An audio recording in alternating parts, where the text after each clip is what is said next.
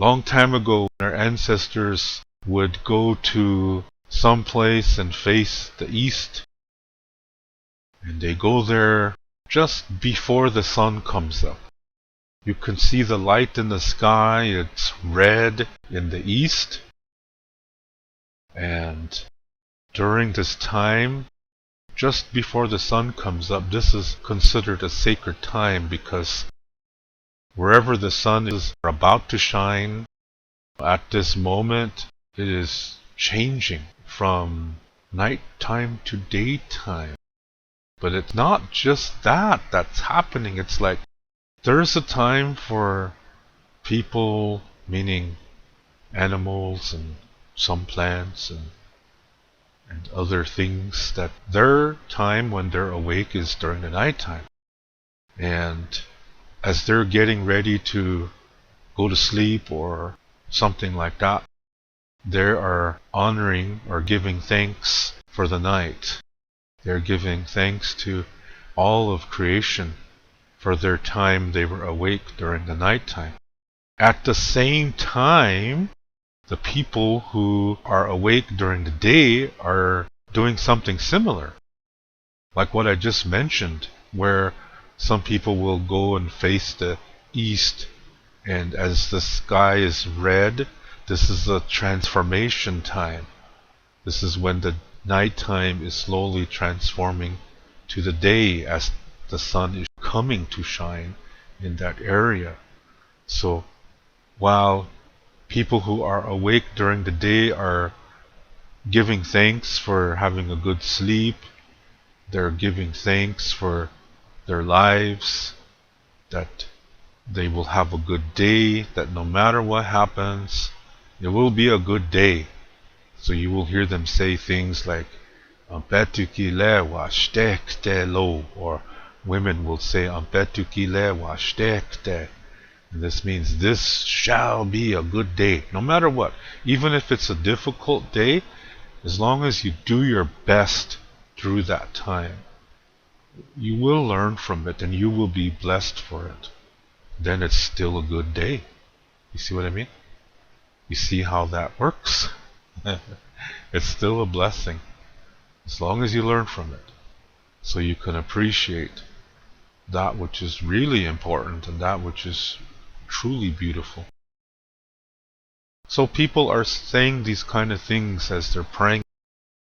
Maybe they're praying for their relatives. Maybe they're praying for anybody who is sick, who is going through difficulty. But it's not just humans that they're praying for. They're praying for our plant relatives, for our animal relatives, for the earth, for the water. They're thanking the sun. They're praying for the air. They're thanking everything that makes it possible for life to be here, not just for humans, but for all creation, so that we all can live. Because we're all relatives. What we do affects each other. This is a very important thing. We are connected, which means we're related in the Lakota way of thinking. That's why we have this two-word phrase, mitake oyasin. Technically it means all my relations, but the definition is deeper than that. It means that we're related to everything around us. But that's just half of the definition.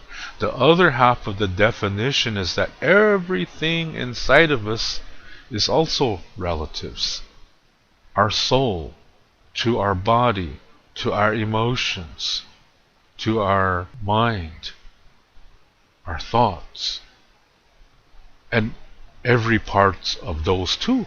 Like, for example, our lungs and our heart and our brain and our muscles and our blood and all these wonderful things that make it possible for us to live and to breathe.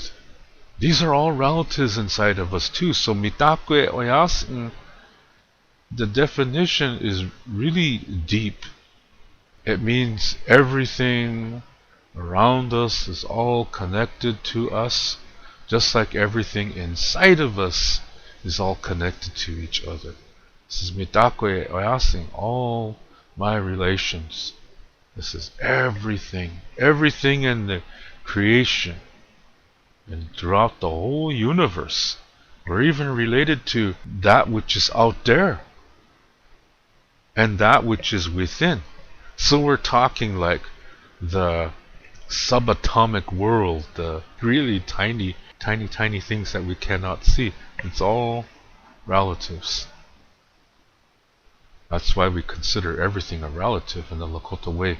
So during this time that we greet the day, when the sky is still red before the sun comes over the horizon, even when it's cloudy, you kind of have an idea when this is. This is a sacred time.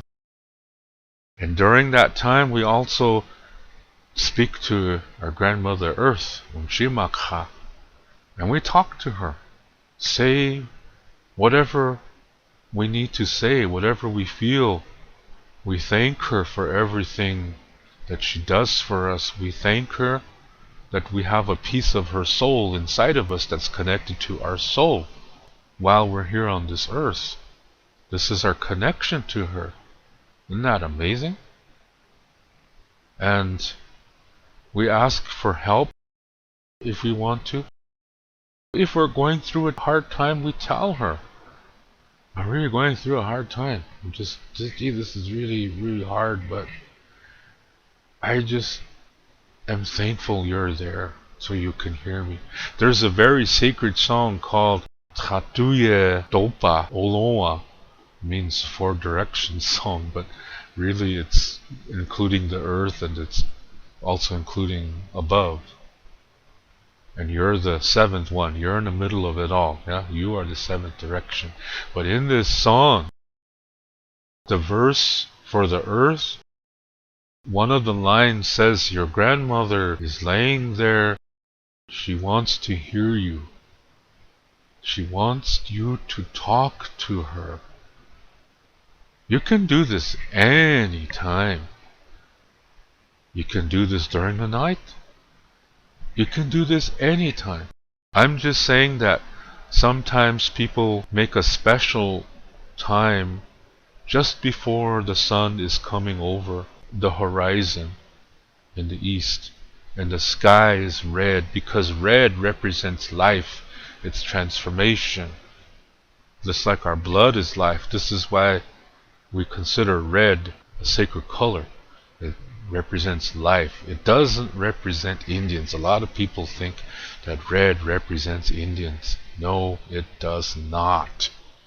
It was Christopher Columbus who called us Red Indians. First of all, he thought he was in India when he arrived in Central America on one of them islands. I forget the name. He thought he was in India, so he called, hey, there's the Indians. Then he realized, okay. he don't want to admit he's lost, so he's saying, oh, they're Red Indians, he called them. For people out there, if you think Indians are the red people, no, we're not. We don't call ourselves that.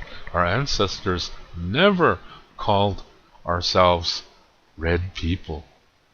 We called ourselves Ikjeoyate, the human nation.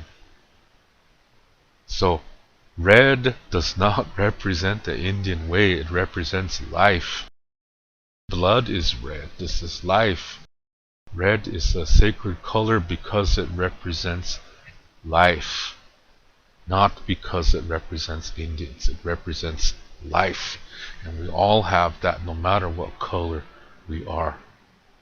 Even if we're a combination of colors, we all have this. Okay? So, just wanted to make that clear. So, like I said, sometimes people take time in the dawn before the sun comes up and the sky is red in the eastern horizon, because this is a time of transformation as the night is becoming day, and we are making prayers, or we don't even have to pray, we can meditate too and just appreciate life. Just appreciate the very moment, right now, the present moment. taking deep breaths and listen to the breath.